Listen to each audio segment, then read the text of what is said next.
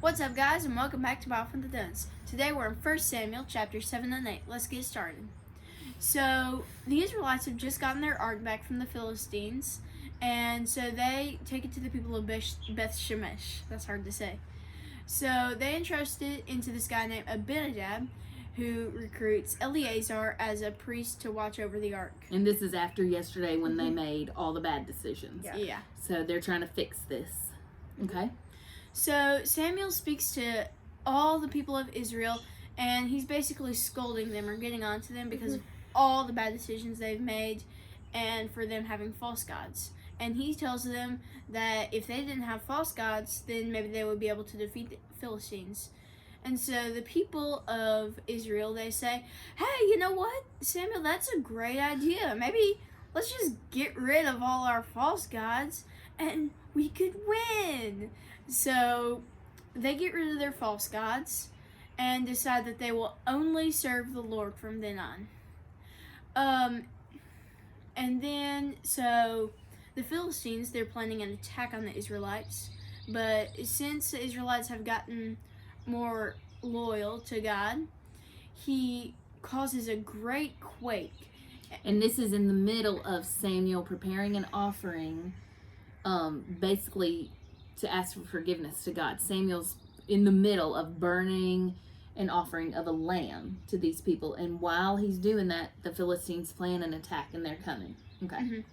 So God protects them while Samuel is burning the offering, and it causes this great quake, which causes the Philistines to be really confused, so the Israelites win the battle against them, which is great.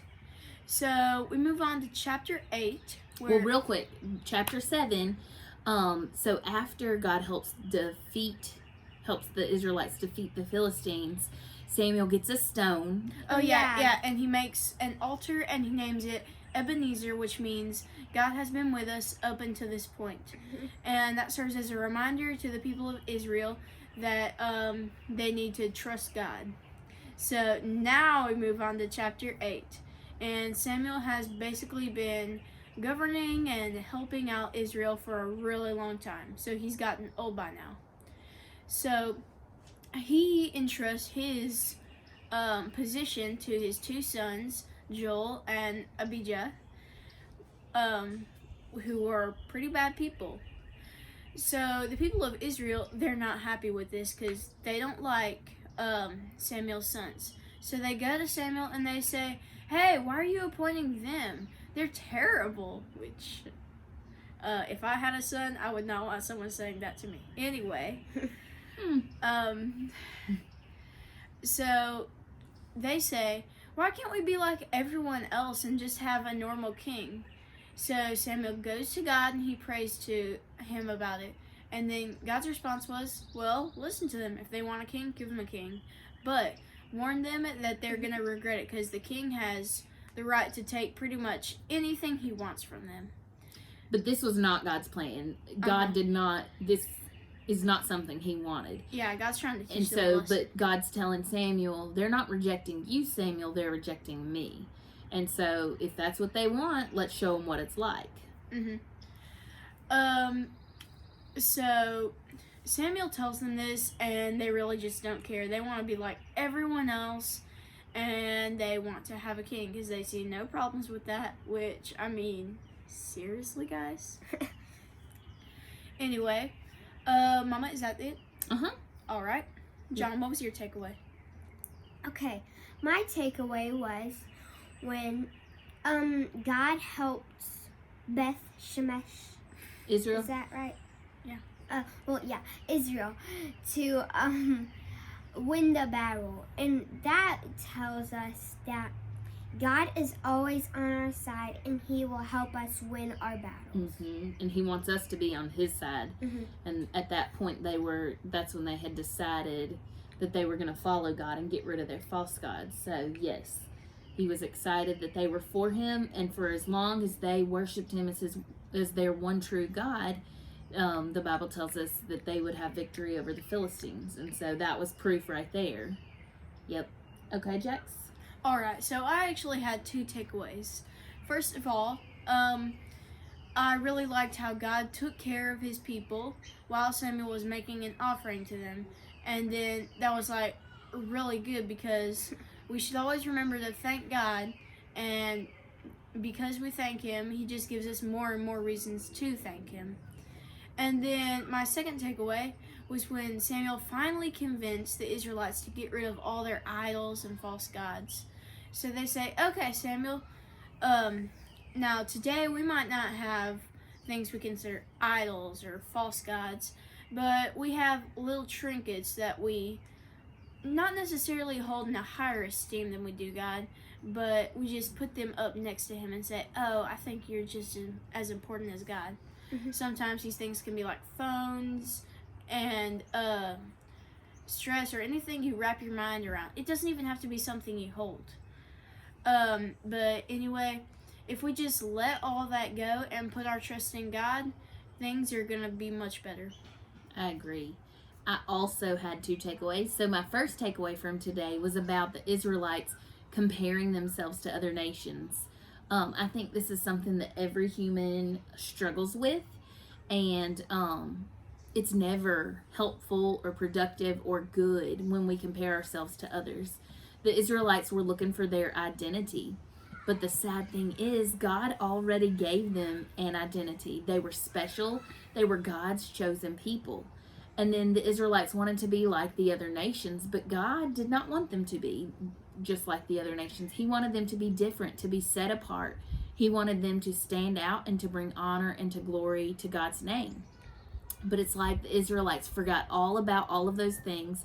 It's like they forgot where they came from and all that God had done up until this point, and all that God had promised their ancestors. Which brings me to my second takeaway from today, and it was how Samuel set up that Ebenezer stone. It sounds funny. It's a funny name, but it's just a name that says, up until this point, I would not be here at this point unless God had helped me. And so it was Samuel setting that Ebenezer stone up so that every time they walked by that rock, they would say, why is this rock here? And they could remember that time when Samuel told us about getting rid of all of our idols and our false gods, and we decided to follow after God. And when we were in a really vulnerable spot, we were in the middle of a ceremony of offering to God, the Philistines attacked us, and God made the earthquake, or made a loud noise or something that enough to scare away our enemy, and we didn't even have to do anything, and God defeated our enemy. If we had lived through something like that, we would want to never forget. And so Samuel and God are so aware of how quickly God's people forget about God's amazing works and his amazing miracles that he does before our very eyes. This is not just Old Testament stuff. This is stuff God does in our lives every day. And I think it's super important for us to also find a type of stone, not necessarily a physical stone, but a type of thing or way to help jog our memory. And so for me, this is something important for me to do. Instead of setting up a physical stone, I write things down. I'm a journaler. I keep journals, huh, boys? Yes. And it's kind of, I've tried to let that habit rub off on them. But when something happens, when God does something, when he talks to me through his word, when he teaches me something, when he uses my friends to speak to me, I want to write it down. When he's doing amazing things in my life, I want to write that down, and I record it in my journal. And that way, whenever I need to remember or be reminded of God's goodness and what he's done, all I have to do is just flip back some pages or go into my closet where I keep all my journals and dig the old ones out and just remember what God has done for me. So for today's challenge, a couple of questions for y'all to think about. Did you know that you have a special identity from God? He gave you a special identity that will help you bring him honor and glory. You do. That's the answer. Yes, you do. So what are some ways that you think your identity comes from God? What are some ways you think that shows through in your life?